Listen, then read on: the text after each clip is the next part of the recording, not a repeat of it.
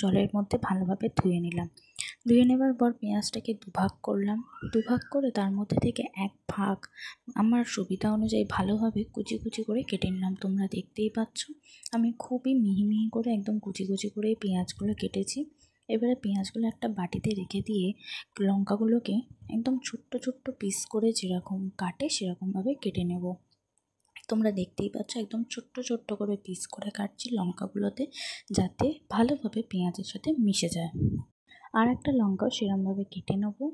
কেটে নিয়ে তার মধ্যে নুন দেব 2 চামচের মতো নুন দেবো। তোমরা চাইলে পরিমাণ মতো দেবো। তারপরে দিয়েছি ভাজা মশলা বা গরম মশলা, আর এটা হচ্ছে গোটা জিরে বাটা।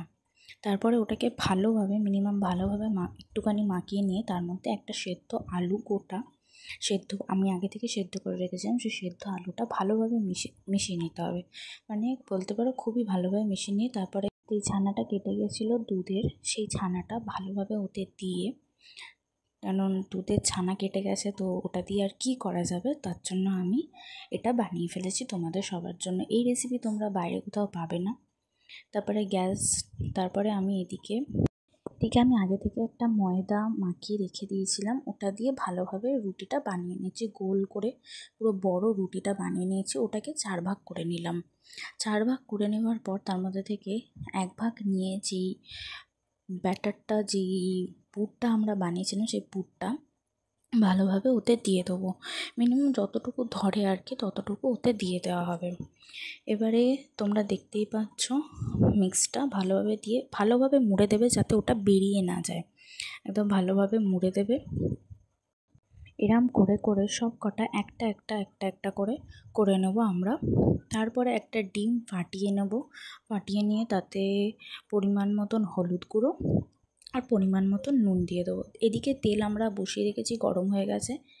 এই পুরটা তোমরা চাইলে তেল মাখিয়ে রাখতে পারো। আমি তেল মাখিয়ে রাখিনি এখানে।